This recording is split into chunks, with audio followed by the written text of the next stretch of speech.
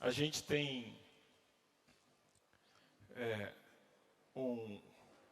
uma intenção de pelo menos uma vez por mês estar aqui com vocês, compartilhando o que a gente tem estudado no nosso encontro de estudo bíblico aos sábados. Eu aproveito para convidar você que está aqui ou você que está em casa a participar dos estudos com a gente aos sábados, 18h30, virtual, então é por uma plataforma digital, você pode usar seu celular, seu computador, é fácil. E tem sido muito gostoso. Nós começamos o estudo de Colossenses. Nós estamos no verso 14 do primeiro capítulo. E até o que nós estudamos ontem é o texto que eu vou ler com vocês hoje.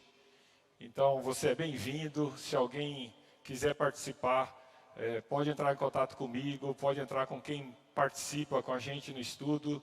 E essa carta, ela tem algo especial, porque Paulo não foi o fundador da igreja de Colossos. E, no entanto, quando ele estava na prisão em Roma, ele foi procurado por Epáfras, que foi um dos que provavelmente foi o fundador da igreja, através da mensagem de Paulo, quando Paulo estava em Éfeso. E aquela igreja, naquele momento, estava enfrentando o que os estudiosos chamam de heresia de Colossos. Era um ensinamento que deturpava o Evangelho. Reconhecia Jesus Cristo, mas dizia que Jesus Cristo não era suficiente.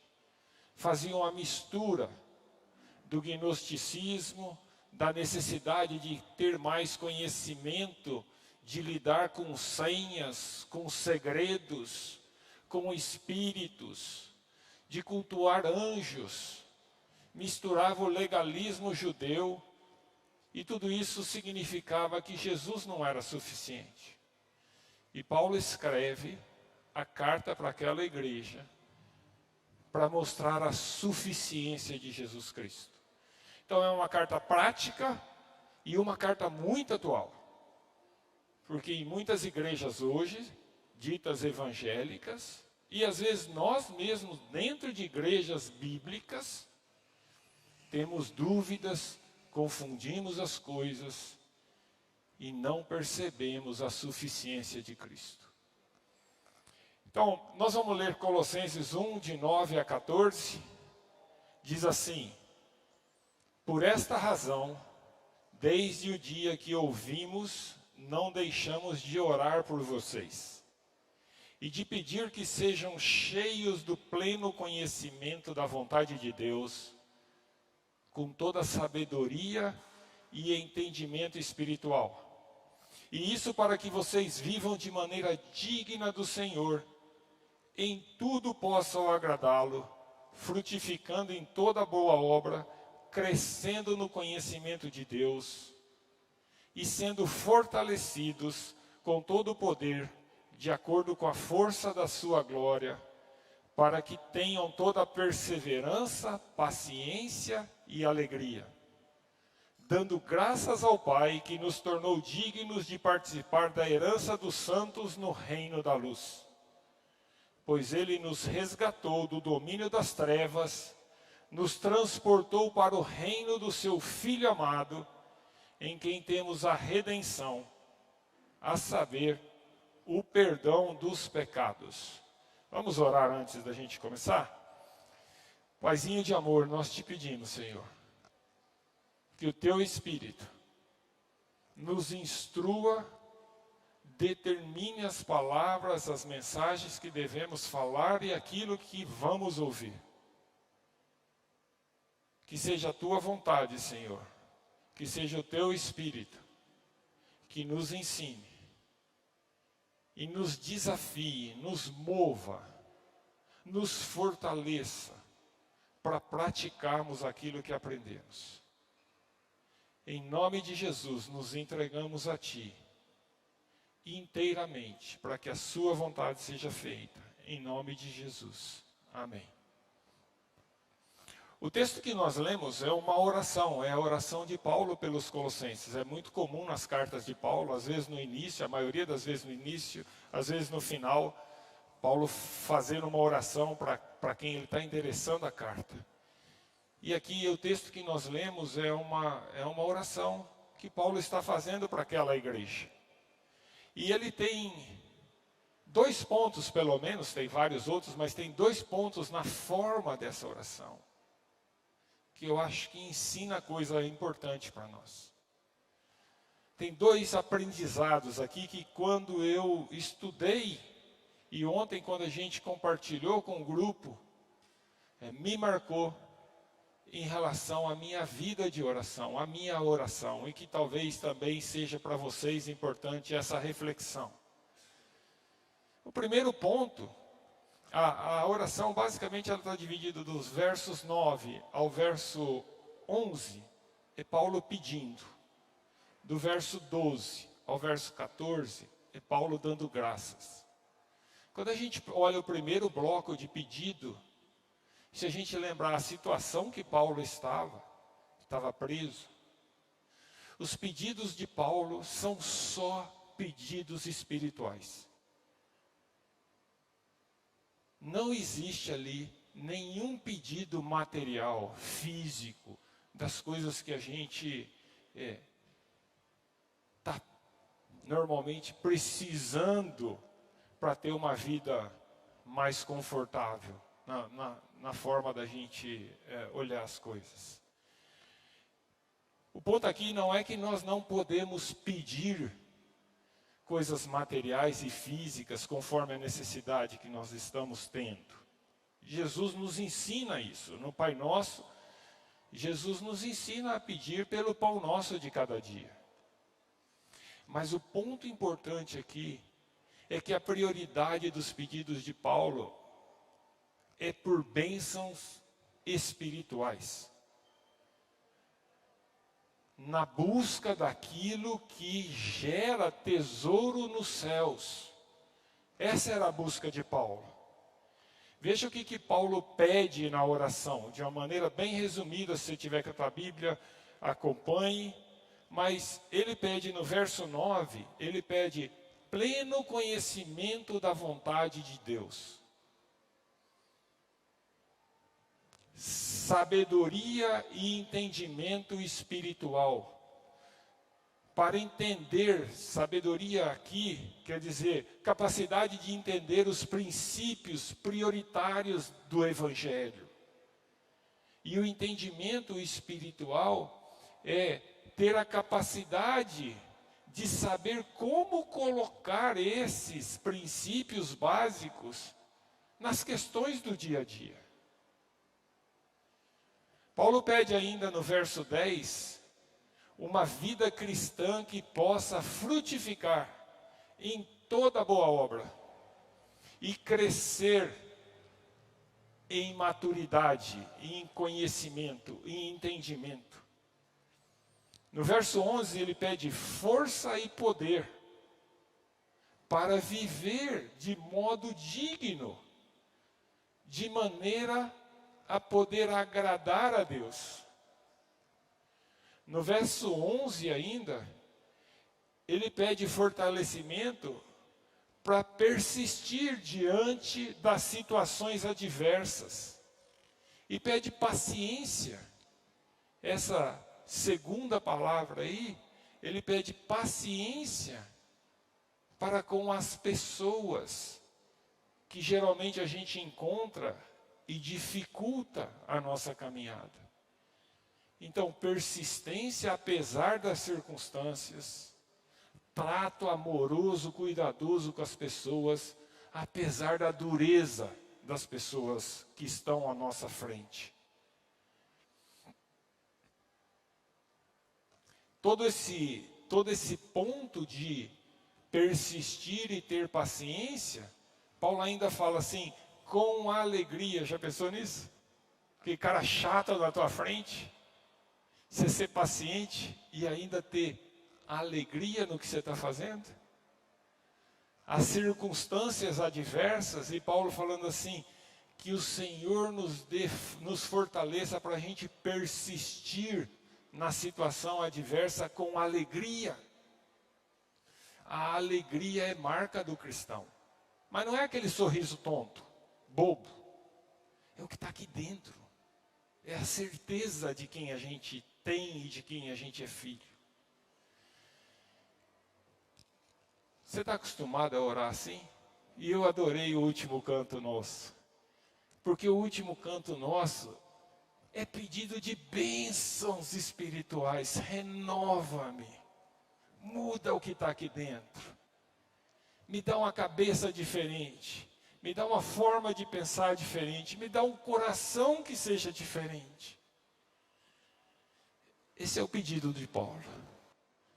Confesso que eu, na maioria das vezes da minha oração, não é assim que eu oro. E eu queria desafiar vocês. São esses os tipos de pedidos que prioritariamente você põe na sua lista de oração? Geralmente não é, mas deveria ser. Também lá na oração do Pai Nosso, Jesus ensina os discípulos a orar, começando como? Santificado seja o teu nome, seja feita a tua vontade. Primeira lição dessa oração de Paulo é que a gente ponha como prioritário nas nossas orações o pedido por bênçãos espirituais e o fortalecimento, o poder de Deus para que a gente possa, conhecendo a vontade dele, praticar essas coisas no dia a dia. Segundo ponto que aparece claro nessa oração é que a oração não é composta só de petição, ela é composta também de ações de graça. Então, dos versos 12, 13 e 14, Paulo apresenta razões para agradecer a Deus. E o aprendizado aqui para nós é que a nossa oração também tem que ser composta de ações de graça. Isso aparece também em Filipenses 4, 6, Paulo escrevendo aos Filipenses, ele fala assim: não andem ansiosos por coisa alguma, mas em tudo, pela oração e súplica e com ações de graça, apresentem seus pedidos a Deus. Os nossos pedidos a Deus devem estar acompanhados em nossas orações por ações de graça, por agradecimento a Deus. E aqui também, a gente tem que olhar com atenção os motivos que Paulo usa para agradecer a Deus. A gente agradece porque a gente está bem, porque o emprego está dando certo, a saúde está boa, o problema que a gente tinha foi resolvido, nós temos que agradecer com isso. Mas olha os motivos que Paulo usa para agradecer a Deus. Primeiro ele fala assim: Jesus nos resgatou do domínio das trevas,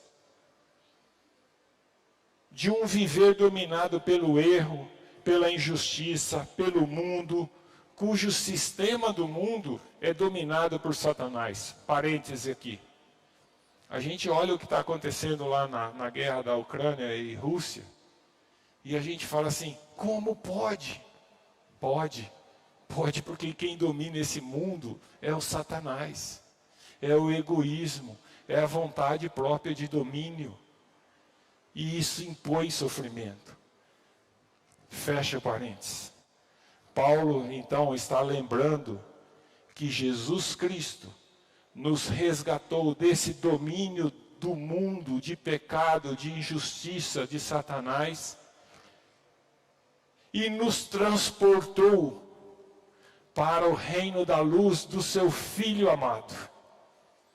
É interessante a gente olhar que Paulo não está falando que é algo que vai acontecer. Paulo está falando que é algo que aconteceu. Jesus nos resgatou e Jesus nos transportou para o reino de luz. Paulo ainda continua a sua lista de agradecimento e ações de graça, dizendo que em Jesus nós temos a redenção. Ou seja, o perdão de todos os nossos pecados. Pecados passados, pecados presentes, pecados futuros já estão perdoados. Pela morte substitutiva de Jesus Cristo, não temos mais nenhum motivo de condenação. Já está tudo pago. Veja o que a Bíblia diz lá no mesmo livro de Colossenses 2, capítulo 2, 13 e 14, está escrito assim: quando vocês estavam mortos em pecados e na incircuncisão da carne, Deus os vivificou juntamente com Cristo. Ele nos perdoou de todas as transgressões e cancelou a escrita de dívida que consistia em ordenanças que nos eram contrárias. Ele removeu essa dívida, pregando-a na cruz. Quando Jesus estava pregado na cruz, não era só Jesus que estava lá. Estava junto com ele a lista de todos os nossos pecados. E aquela lista estava sendo paga pelo sangue de Jesus na cruz. Em Romanos 8, 1 e 2, diz assim: portanto, agora já não há condenação para os que estão em Cristo Jesus. Porque por meio de Cristo Jesus, a lei do Espírito de vida me libertou do pecado e da morte. Nas suas orações, você com frequência agradece a Deus pelo que Jesus fez por você? Pela salvação? Pela redenção? Pela adoção sua como filho de Deus? Este é o maior presente que poderíamos receber. E recebemos de forma gratuita, pela graça de Deus, por meio da fé que Deus nos dá. Ponha isso na sua lista de oração. Louve a Jesus por isso, porque Ele te resgatou do mundo da morte, do mundo do pecado, do mundo da escravidão de Satanás, e te transportou, passado, já transportou para o reino da luz, para o reino do seu Filho Jesus, onde Jesus é o Rei. Bom, até aqui foi a introdução. Agora nós vamos entrar um pouquinho mais no que eu gostaria de dividir com vocês. Então, esteja comigo aqui, porque tem um motivo a mais que Paulo agradece e que eu intencionalmente pulei. Está no verso 12. No verso 12, Paulo fala assim: dando graças ao Pai, que nos tornou dignos de participar da herança dos santos no reino da luz. Eu quero usar o nosso final aqui para falar da herança dos santos. Muito provavelmente você já ouviu falar bastante disso. Você tem até assim na tua cabeça, né? Se alguém perguntar o que você espera de Jesus, o que você espera depois da morte, você vai falar herança de Deus. Você provavelmente já ouviu falar, já crê nisso, no tesouro que Deus guarda nos céus para nós. Mas será que nós somos capazes de responder de uma forma, não digo completa, mas bastante ampla, a pergunta sobre o que é a herança dos santos? E eu vou tentar estruturar uma resposta fazendo 3 outras perguntas. Quem tem a herança? Quem são os herdeiros? o que compõe a herança, do que é feita a herança, que faz parte dela. E quais são as implicações para nós de sabermos que nós temos essa herança, para a nossa vida agora, presente, já. Então, o primeiro ponto: quem tem a herança no reino da luz? O próprio verso responde para nós: dando graças ao Pai que nos tornou digno de participar da herança dos santos. De quem é a herança? No verso está escrito: a herança é dos santos. Não é para todos, é para os santos. O mundo de hoje tenta convencer as pessoas de uma verdade que no fim, todo mundo vai ser salvo por Deus.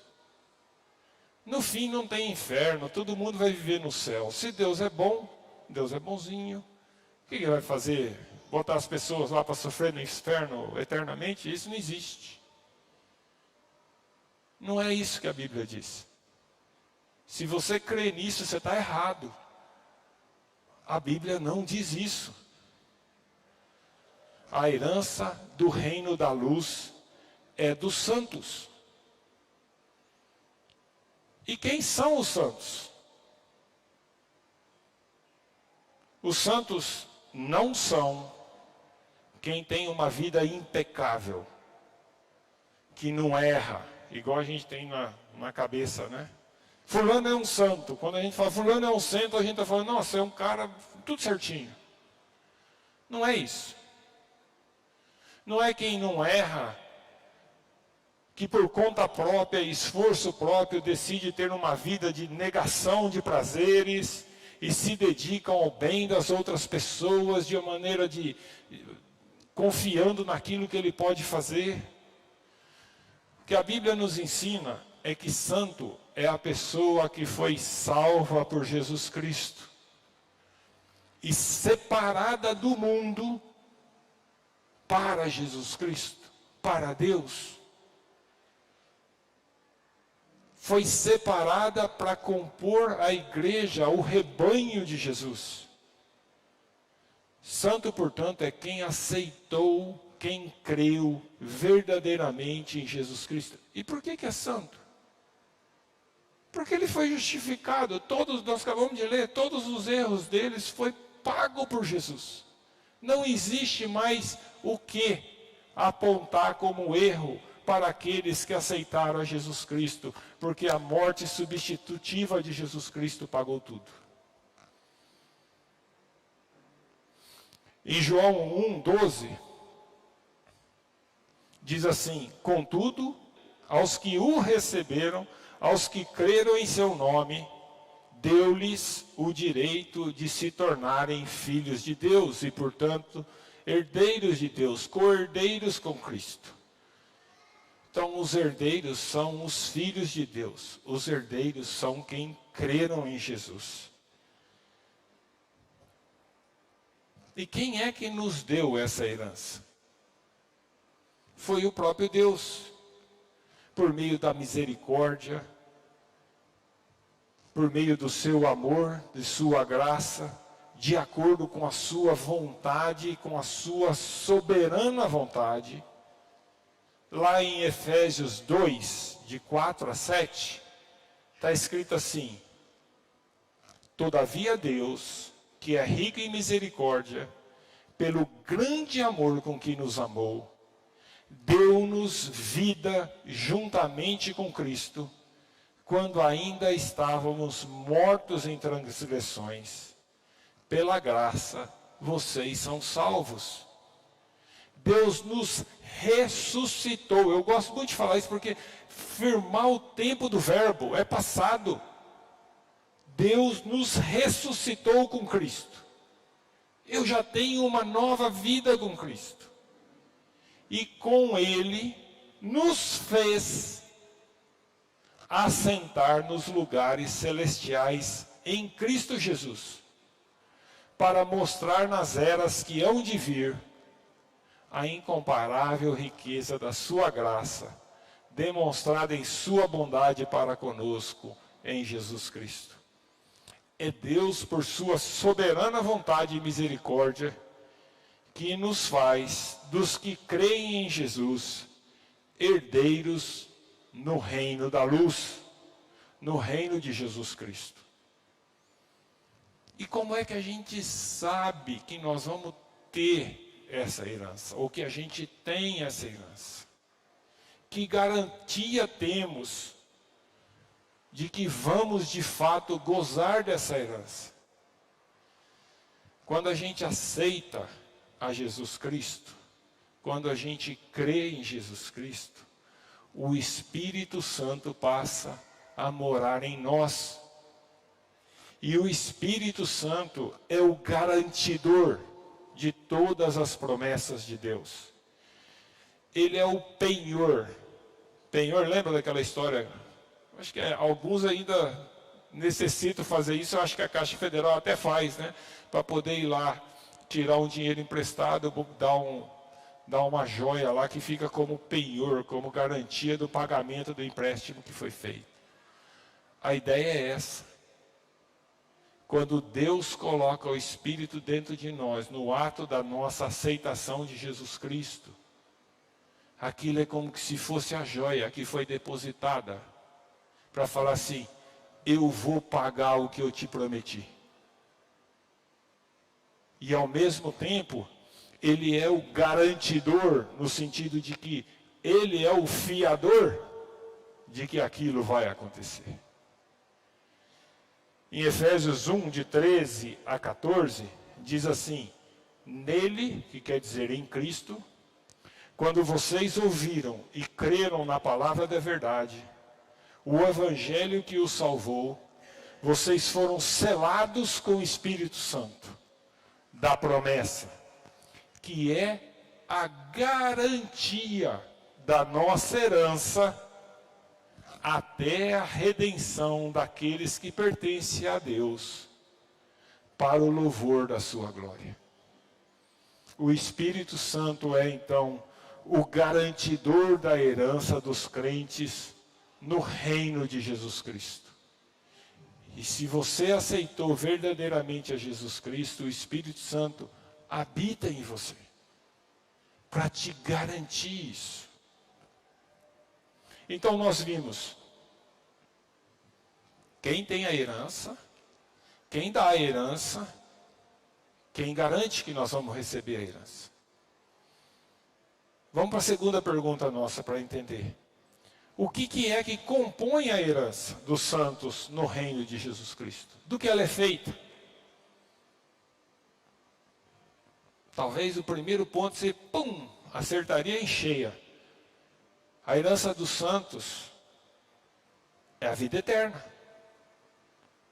Em 1 João 2, verso 25, fala assim, e essa é a promessa que ele nos fez, a vida eterna.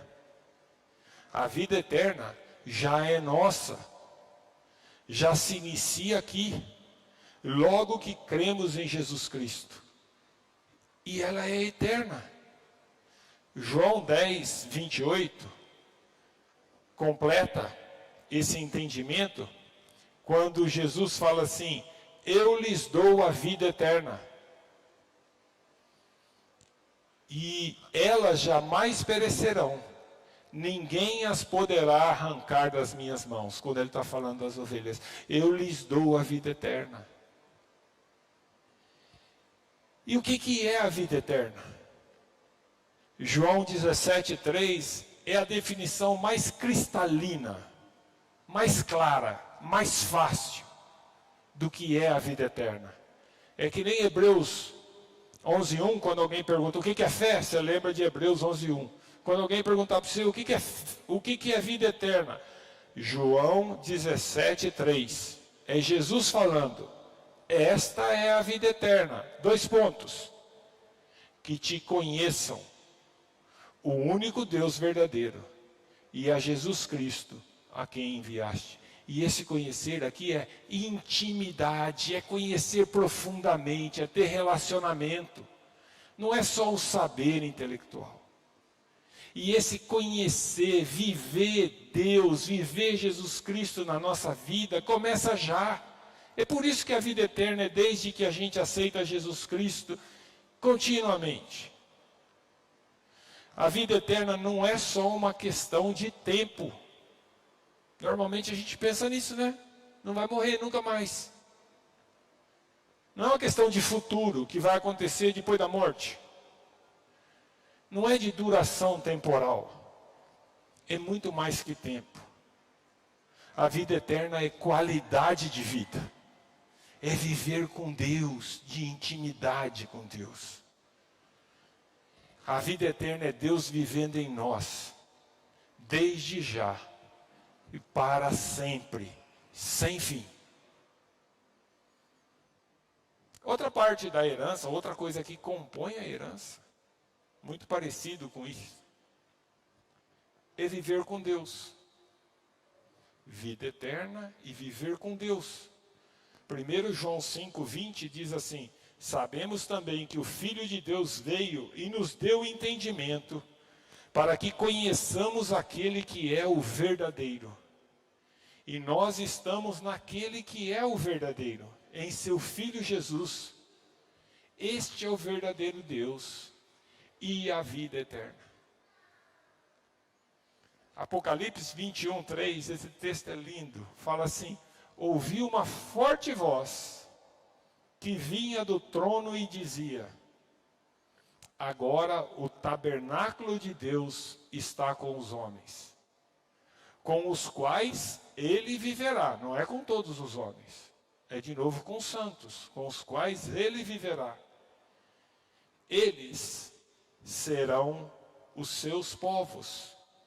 O próprio Deus estará com eles e será o seu Deus. Você já pensou nisso? Estamos olhando duas partes ainda do que é a herança. Uma vida de qualidade com Deus eternamente. E é uma vida vivida com Deus. Com Deus ali. O que você acha que é o Espírito Santo que está dentro de você? É Deus, é Jesus Cristo.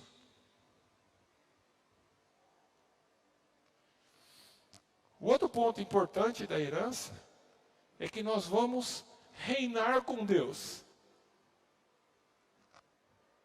Através da parábola do servo bom e mau, Jesus revela que Deus confiará todos os seus bens aos seus servos fiéis.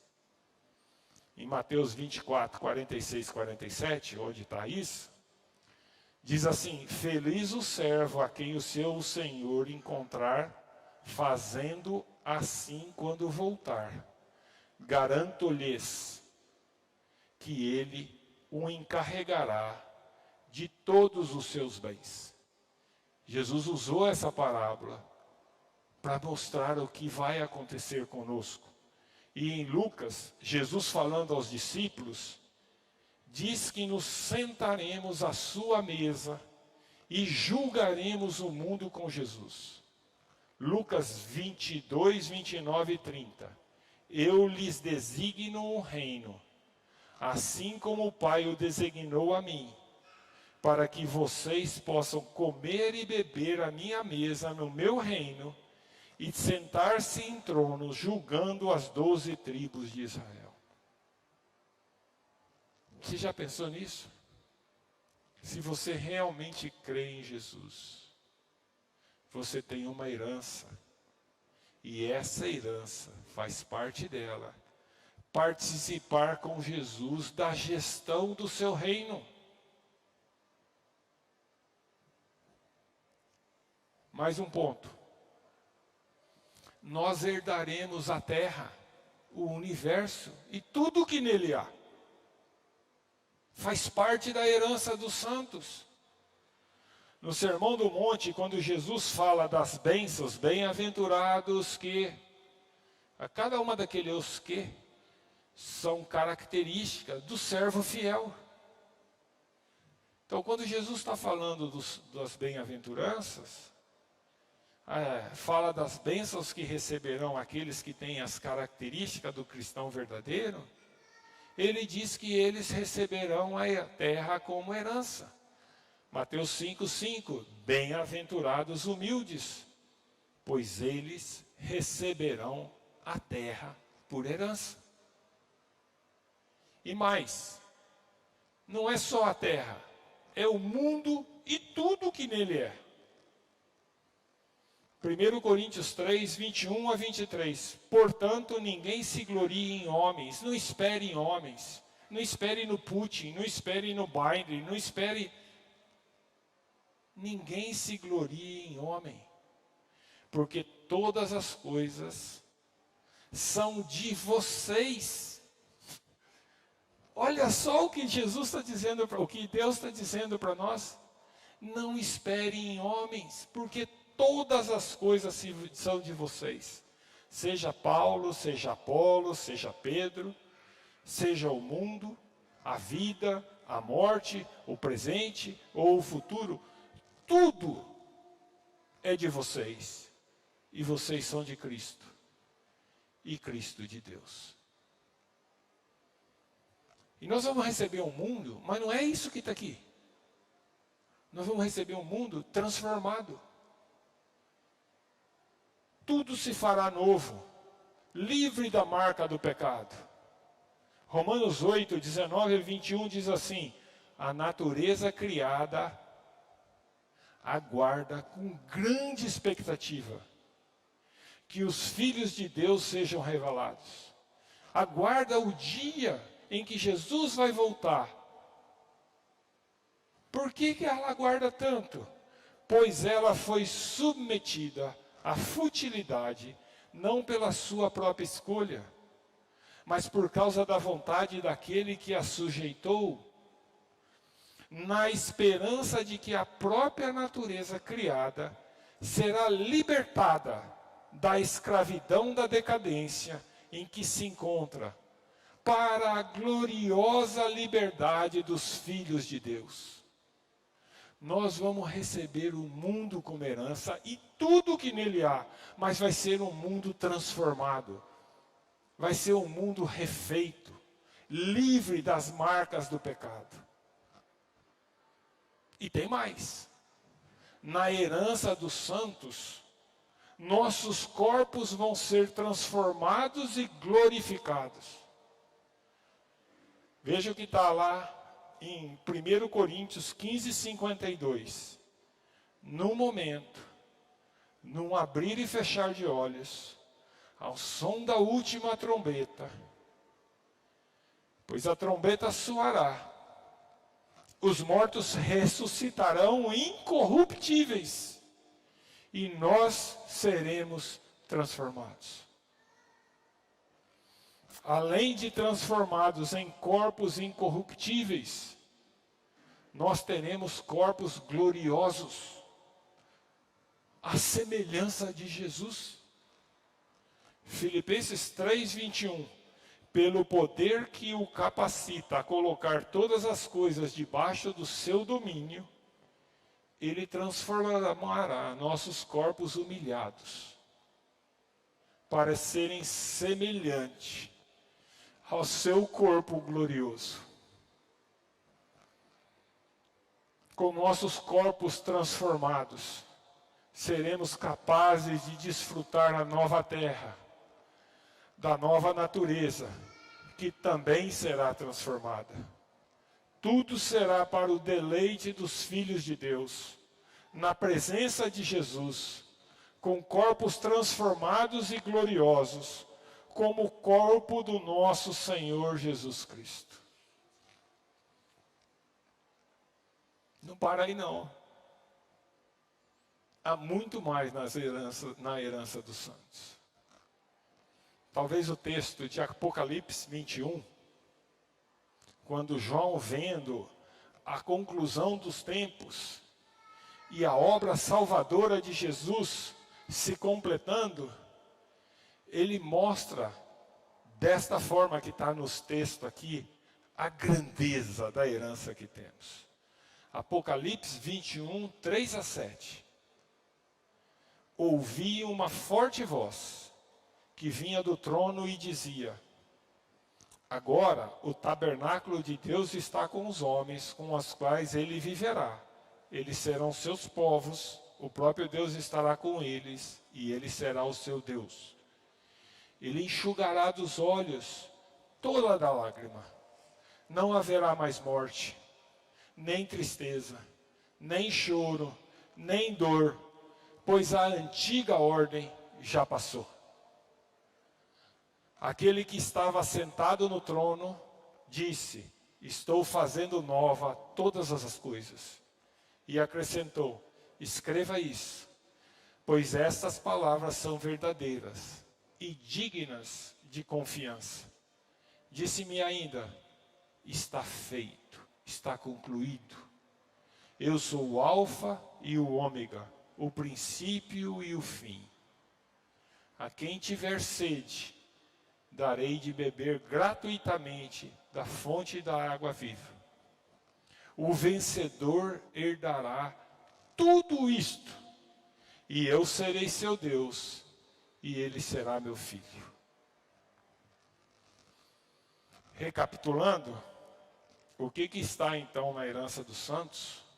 Só para não ficar disperso: a vida eterna, Deus vivendo em nós intimamente, é o conhecimento completo de Deus, profundo de Deus, é reinar com Deus, é ter a terra e o mundo e tudo que neles há, transformados, sem marca de pecado, de injustiça, para que a gente possa desfrutar de tudo isso para sempre, junto com Cristo e com os salvos. Se você acha que você não vai ter o que fazer no céu, que nem alguém fala assim: eu vou para o céu para sentar lá e ficar cantando. É uma visão equivocada da herança dos santos. Também tem isso.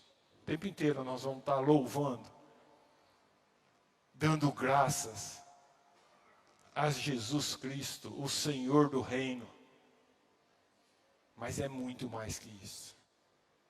É ter nossos corpos transformados.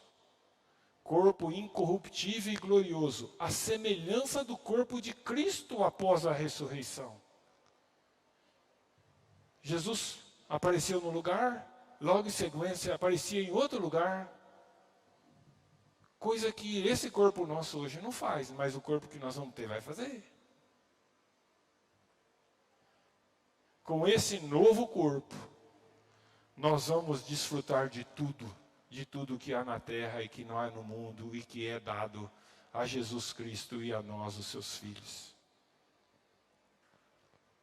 Para a gente fechar, o terceiro ponto. Quais as implicações de termos essa herança?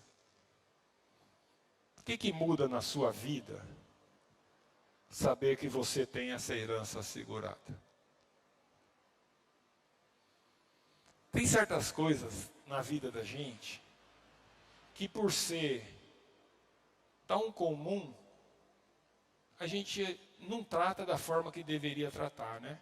Então, sei lá, tem muita coisa para a gente usar como exemplo.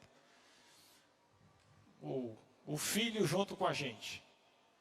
Se você tem seu filho vivendo o tempo inteiro junto com você, vira rotina. Não é que seu amor por ele é menor, mas virou rotina. Agora, seu filho vai morar longe, a hora que você vê ele, nossa, dá um abraço, fala, né? Desfruta daquele momento. A gente é assim. Mas não está certo ser assim. As coisas valiosas precisam ser tratadas com o valor que tem. E muitas vezes a gente trata Jesus, muitas vezes a gente trata a herança que temos dessa forma de rotina. Meu pai conta que lá em Cândido Mota tinha um senhor que de bastante bem abastado, falando financeiramente, bastante bens. Mas ele vivia numa situação assim, paupérrima. Se quem encontrasse o cara não acreditava que ele tinha o que ele tinha. Era o cara assim que usava um pé de botina e o outro pé estava descalço. Ele não tinha ideia do que ele tinha. Ou pelo menos a vida dele era vivida de um jeito que não fazia sentido com aquilo que ele possuía. Será que a tua vida faz sentido com a herança que você tem? Imagine que você tivesse recebido um comunicado oficial, um mandato de juiz lá da justiça,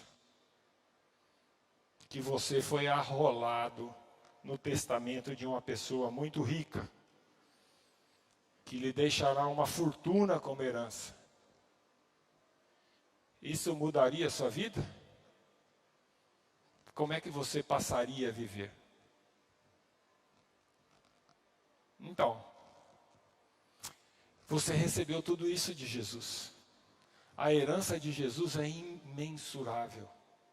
Todas as coisas serão nossas. Todas as coisas. Imagine o que quiser. A saber disso, o que muda na sua vida aqui e agora? Eu quero propor que a gente considere pelo menos 2 aspectos para a vida presente, em função da gente conhecer o que nós temos por herança. Logo no comecinho da carta dos Colossenses, né, Paulo fala,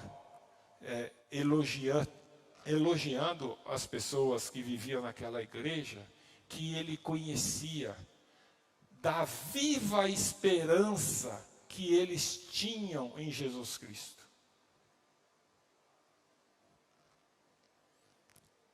Então, os 2 aspectos que eu quero propor, em função da gente conhecer isso, é: viva tudo aqui, nessa vida, nessa terra, nesse momento, com a certeza que, independente do que ocorrer, sua herança jamais desaparecerá, jamais perderá o seu valor.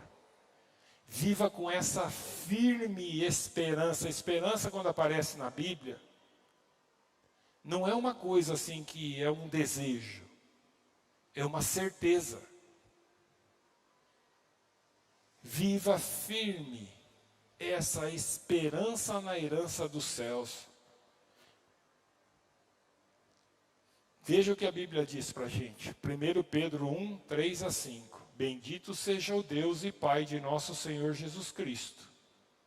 Conforme a sua grande misericórdia, Ele nos regenerou para uma esperança viva, por meio da ressurreição de Jesus Cristo dentre os mortos, para uma herança que jamais poderá perecer, murchar-se ou perder seu valor. Herança guardada nos céus para vocês, que mediante a fé são protegidos pelo amor de Deus, até chegar à salvação prestes a ser revelada nos últimos dias. Deus nos guarda até aquele dia, e a nossa herança não perde o seu valor. Tenho certeza que se você mantiver essa viva esperança, sua vida vai ser vivida com alegria, com leveza, com confiança de mesmo que apareça dor, que apareça sofrimento, que apareça tristeza, Deus está garantindo que isso não é nada comparado ao que Ele tem para vocês. Vou abrir outro parênteses aqui. Tem 2 coisas que são certas para aqueles que são verdadeiros filhos de Deus.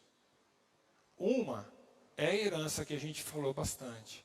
Tem outra que a gente não falou aqui, talvez a gente possa falar outro dia, que é o sofrimento.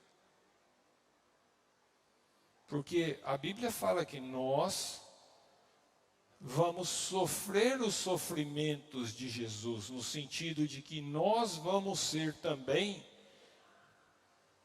perseguidos pelo mundo, colocados de lado, desprezados. Mas não é o sofrimento da doença, principalmente não é esse o aspecto. é o sofrimento causado por a gente ser filhos verdadeiros de Deus e testemunhar a Jesus Cristo e ao Evangelho. Feche parênteses. Essa certeza do que vinha pela frente era o segredo de Paulo. Vocês lembram que Paulo fala que ele considerava tudo como perda quando comparado com o que ele tem em Jesus Cristo?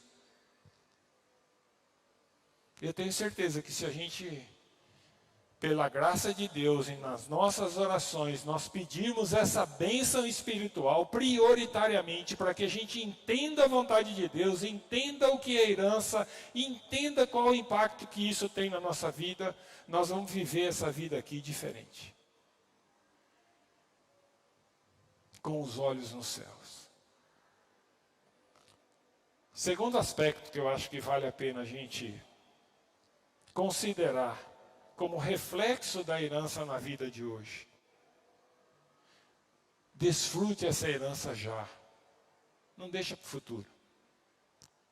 Ela é sua já. Viva a sua vida com o Senhor, que está com você. Seja o que for que fizer, considere que está fazendo para Jesus. Esse era o outro segredo de Paulo, que ele ensina aos colossenses e a nós, está lá em Colossenses 3, 23 e 24.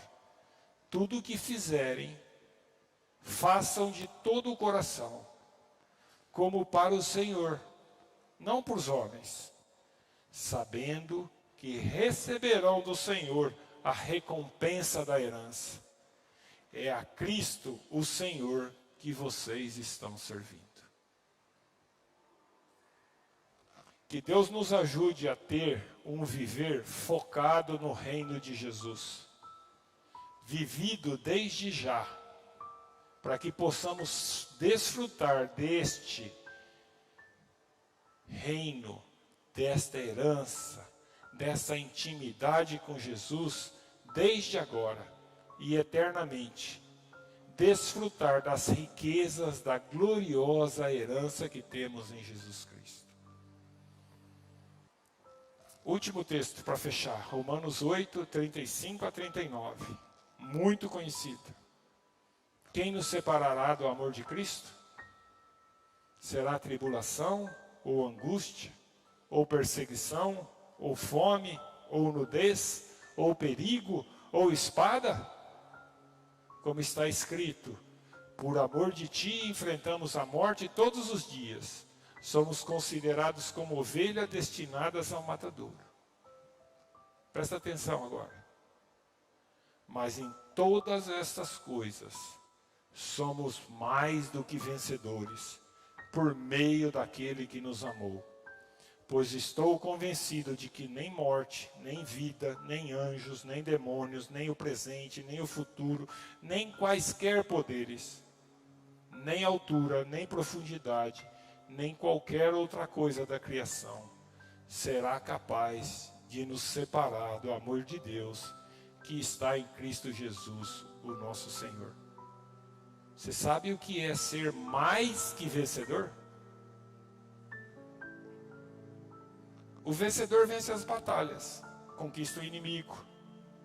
Mas nós em Jesus somos mais que vencedores. Viva a sua vida na condição de herdeiro de Deus, de co-herdeiro com Jesus Cristo. Nada, nada nos separará do seu amor, ou tirará a herança que temos nele. Vamos orar? Paizinho de amor, que maravilha, Senhor. Nós te rendemos graças por tremendo amor, por tremenda graça, de ter nos tirado, Senhor, da escravidão do pecado, através de Jesus Cristo, nos transportado para o teu reino de luz, ter nos adotado como os teus filhos e feito-nos co-herdeiros com Jesus Cristo. que isso possa estar sempre à nossa frente, que isso possa dirigir a nossa vida, que a gente possa enfrentar as dificuldades dessa vida, os atropelos, as dores, as doenças, as dificuldades, os conflitos, lembrando, Senhor, que nós temos uma herança garantida nos céus. E com isso, Senhor, possamos perseverar, possamos ser pacientes e enfrentar as circunstâncias, boas ou adversas, com alegria, firmado na esperança eterna em Jesus Cristo. Faça isso presente no nosso coração. Faça isso visível aos outros através da nossa vida. É o que nós te pedimos em nome do teu Filho amado. Amém. Amém.